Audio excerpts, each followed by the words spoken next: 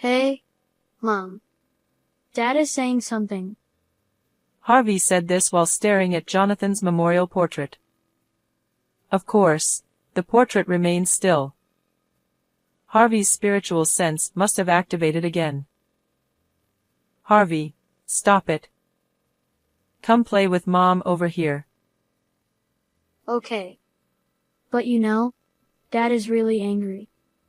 He said, the one who pushed me onto the road was this person. We couldn't believe the person Harvey pointed at.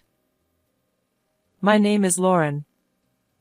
I'm a housewife in my 60s. Currently, I live on the top floor of a tower apartment with my husband. I love the view from this room while enjoying freshly brewed tea and sweets. The sunlight comes in well in the morning, and at night, we can see a beautiful night view.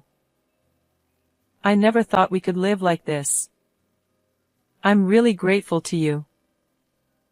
At times like this, people usually hold a champagne glass and eat cheese while enjoying the night view, but for us, tea and sweets are just right. Ha ha ha. We haven't always lived this dreamlike life. It was only recently that we could.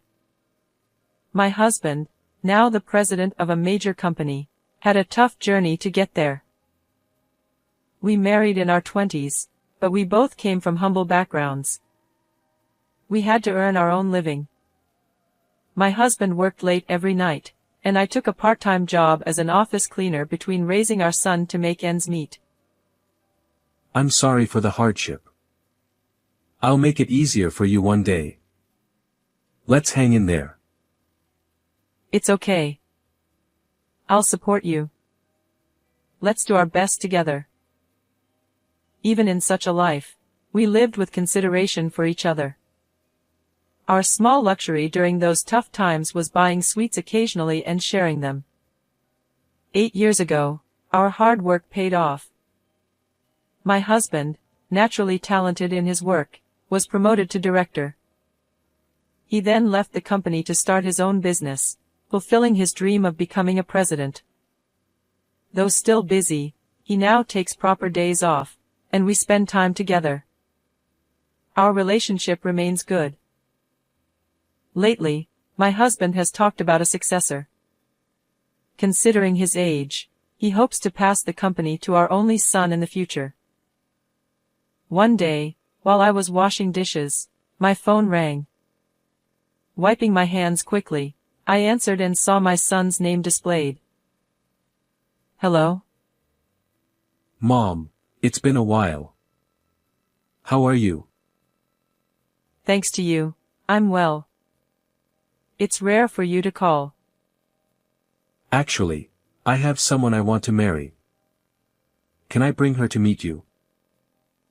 The little boy I once knew was now grown up, ready to start a family. It was good news, and I felt relieved. Congratulations. Of course, you can. I'm looking forward to it. The day my son brought his fiancée, I was nervous, unable to calm down. What should I wear?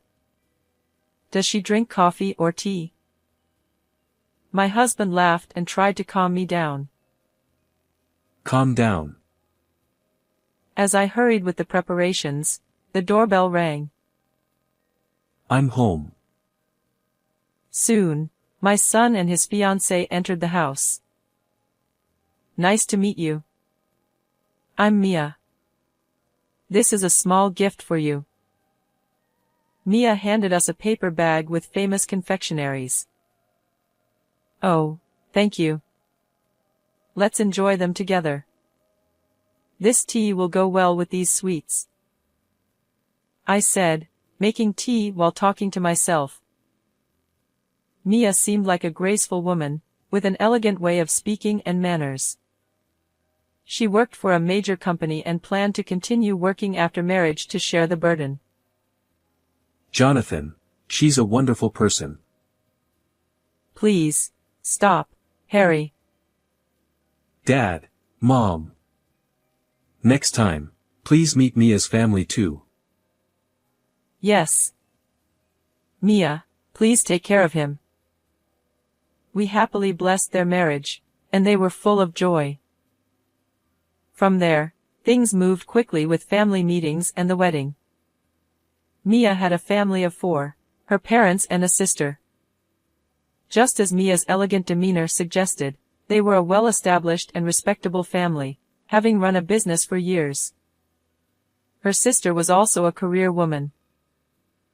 "I'm so happy my sister found a great person. I want a happy family too, though work is my current boyfriend."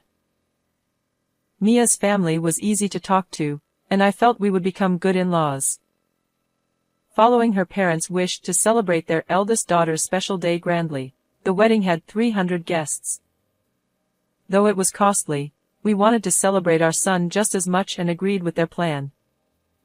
Surrounded by many relatives and friends, Jonathan and Mia's faces were filled with joy. "Thanks to you, I became a mother-in-law, and now I want to be a grandmother too."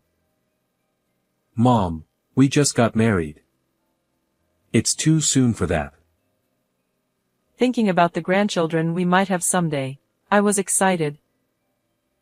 2 years later, Jonathan and Mia had a child, and they named him Harvey. He was our first grandchild and was very precious to us. "Harvey, it's Grandpa."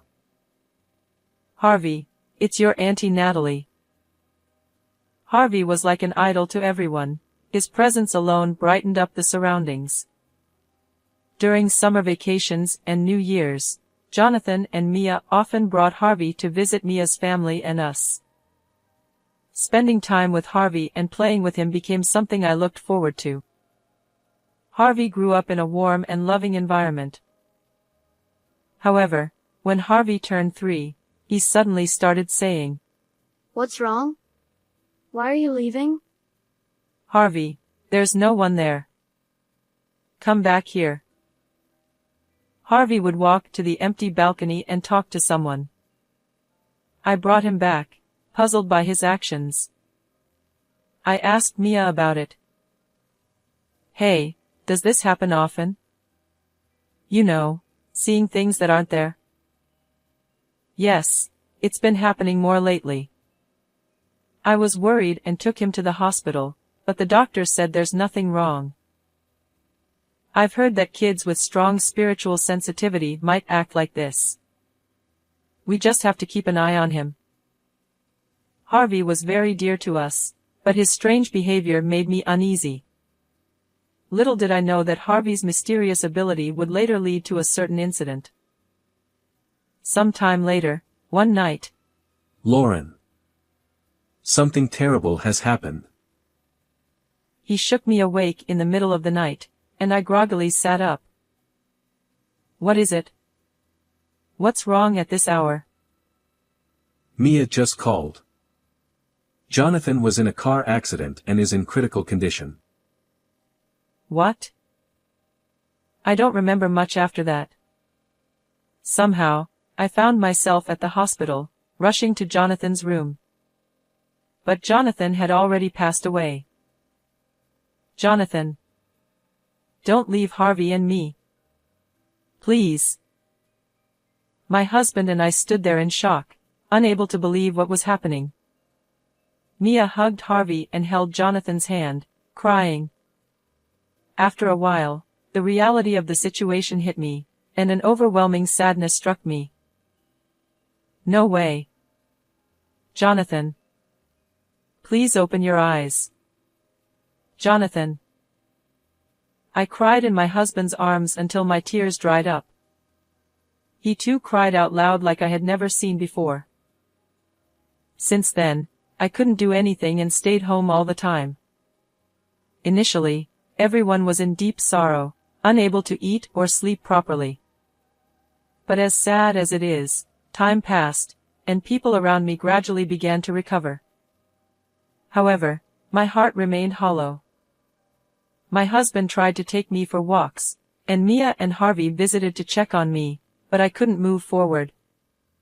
Time just passed, leaving me behind. And before I knew it, we had reached Jonathan's first death anniversary.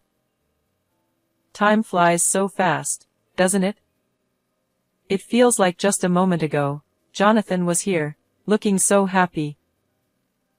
The memorial service concluded without any issues, and I, who had been staying indoors most of the time, got a chance to talk to Mia's parents and Natalie, whom I hadn't seen for a while. It must have been really tough losing such a wonderful young man. But I'm sure he's watching over us from above. Maybe so. He was such a bright child. If there's anything we can do, please don't hesitate to let us know. Thank you. But the one who's suffering the most is Mia. Mia looked at Jonathan's portrait. No, but the time Jonathan, Harvey, and I spent together was really wonderful. Jonathan was the kind of person who hugged Harvey and me every day. He really was a wonderful person, wasn't he? You're lucky to have been loved so much, sis. It might have been the first time since the wedding that everyone smiled so broadly. In the peaceful atmosphere, my heart started to feel a little lighter. Then, Harvey began to act strangely. He would stare intently at Jonathan's portrait, then look around restlessly. Yeah. Harvey was muttering something to himself. Harvey? Hey, Mom. Dad is saying something. Harvey said this while looking at the portrait. Of course, the portrait of Jonathan remained still. I thought it was just Harvey's sixth sense acting up again. Harvey, stop it. Why don't you come over here and play with Mommy? Yeah, but Dad is really angry. Angry? Jonathan is angry? Harvey, what is Dad angry about? Then, Harvey suddenly stood up and walked toward someone. In that moment, unbelievable words came out of his mouth. He says it was this person who pushed him into the road. We couldn't believe our eyes when we saw who Harvey was pointing at. What?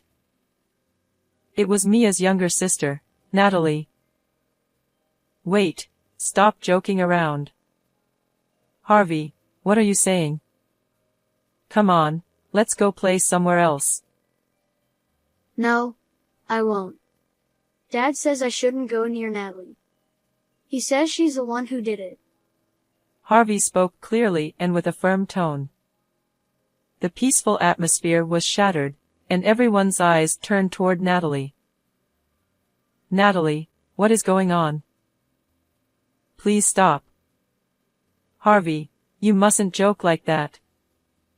Everyone, it's just a child's words, don't believe him, okay? I don't feel well, I'm leaving. Unable to bear the situation, Natalie hastily ran away. Natalie, wait. What is this about? Unable to understand what was happening, everyone there chased after Natalie. We spent hours looking for Natalie, but couldn't find her. We searched the nearby park, around her house, and called her phone multiple times, but there was no answer. By late afternoon, we saw a small crowd gathering by the riverbank. In the midst of the crowd was Natalie. Stop, please. Let go of me. As we approached, we saw several police officers surrounding Natalie. One of the officers noticed us and jogged over. Excuse me, that's my sister. What's going on? We're arresting Natalie on suspicion of murder. What exclamation question mark? Jonathan's death, which had been ruled a traffic accident, had always had some suspicious points, and the police had been investigating. The accident occurred late at night with few witnesses, but discrepancies in the driver's account and dashcam analysis raised questions. Under the surface, the police had been treating Jonathan's accident as a potential crime, and now, they had arrested Natalie as the suspect. The police had been monitoring her for a while. I didn't do it. Let me go. Struggling as she was taken away by the police, her parents could do nothing but watch. Watching Natalie being taken away right before our eyes felt surreal, like a bad dream. After Natalie's arrest, we were emotionally drained. Jonathan's death, Natalie's arrest, so much had happened in the past year. It was hard to believe that Natalie, our own family, was the perpetrator. During questioning, Natalie reportedly said, "When my sister first introduced me to Jonathan, I wanted him too. I kept telling him to date me instead of my sister, but he never paid any attention. So I wanted him gone." Her crime was driven by jealousy toward Mia. Knowing this fact left Mia utterly exhausted and mentally drained. She lost her husband to her own sister, who was now in police custody. Natalie continued to remain silent about any further details, and as time passed, we were left with no more answers. Despite the dark cloud over both families, we had to move forward. Eventually, people stopped talking about the incident. One day, while relaxing in the living room with my husband, he spoke up. "We're both nearing our 70s. I had hoped Jonathan would take over my position. But I think it's time to pass the CEO role to the next generation and for us to enjoy a more relaxed life together. What do you think?" "You're still full of energy. But yes, we've been through a lot. Maybe a more leisurely life isn't a bad idea." My husband, who had always been strong, must have been deeply tired as well. We decided he would step down from the front lines and hand over the company to his successor. A year later, "Harry, I will do my best from today." "Yes, Mia. Please take care of everything." That's right. Mia had taken over the position of CEO. To mark this transition, my husband and I, along with Mia and Harvey, started living together. Lauren, thank you so much for taking care of Harvey. It's a huge help. It's fine. You'll be busy with the company now, right? We're happy to spend time with Harvey, so rely on us as much as you need. Thank you. With Jonathan's death and Natalie's arrest, Mia was plagued by guilt and always wanted to help us. When she heard about my husband's retirement, she volunteered to become CEO. Although there were objections from within the company, my husband's strong recommendation secured Mia's position. Mia worked tirelessly every day, while my husband and I took care of Harvey. It was like a second round of parenting for us. Grandpa, Grandma, I have a sports day coming up, so you have to come and watch. Oh, really? Then I'll make a lunchbox filled with all your favorite foods to cheer you on. Yeah.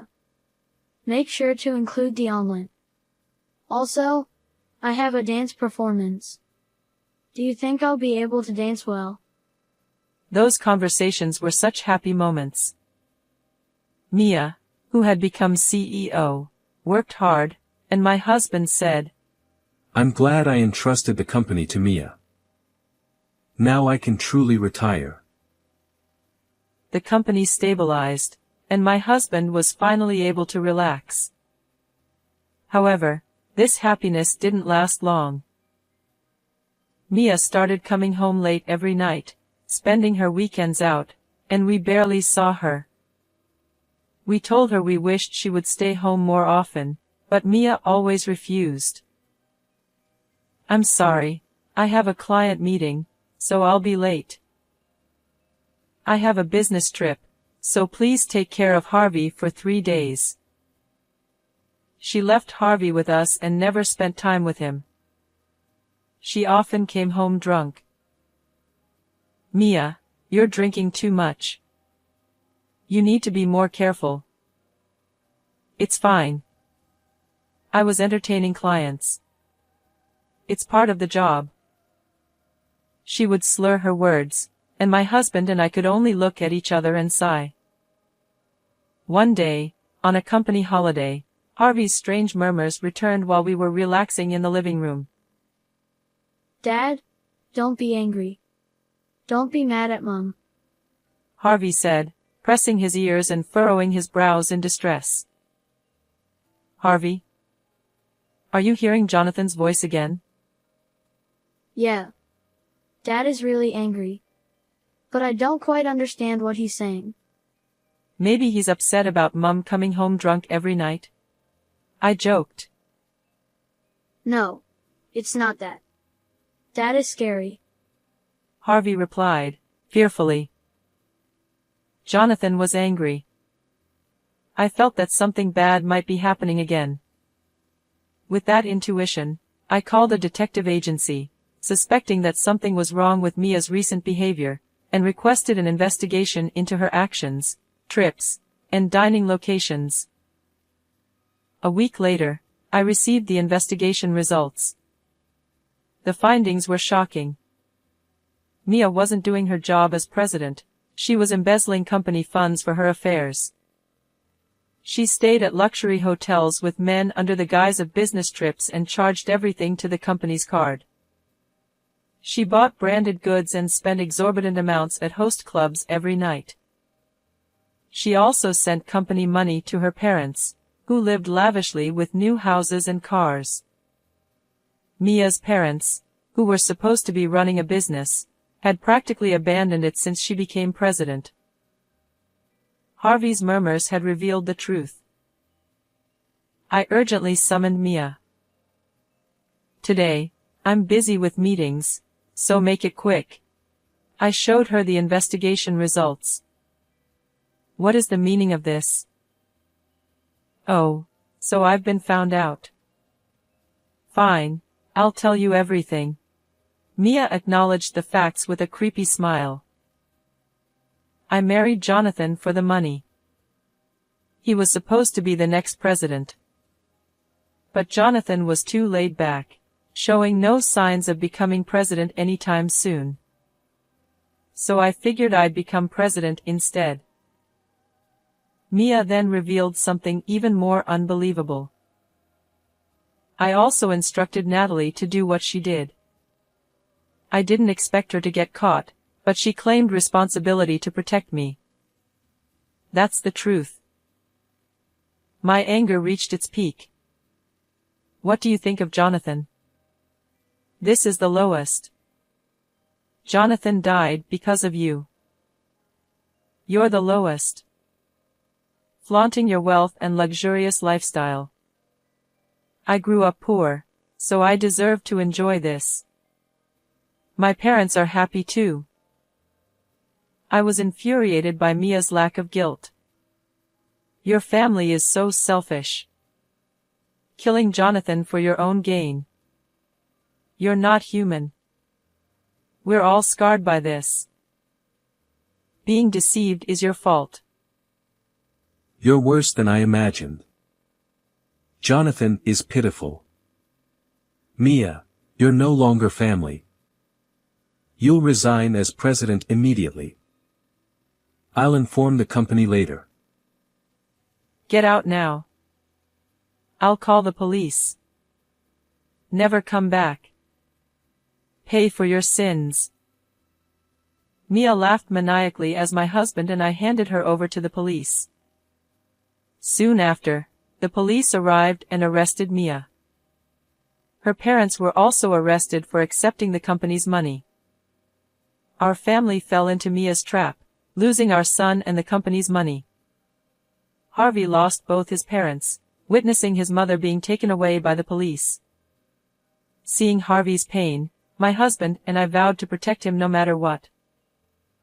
Several years later, despite the misfortunes, Harvey grew up to be a kind and gentle child. Grandpa, Grandma, let's take a photo over there. Sure. How about under this cherry tree? Today was Harvey's middle school entrance ceremony. My husband and I officially became Harvey's guardians, and we now live peacefully as a family of 3. Harvey's strange murmurs ceased years ago. We look forward to a bright future with him. If anything happens, I hope he murmurs again, so we can ensure our happiness together. How did you like this story? Don't forget to subscribe to our channel. See you in the next video.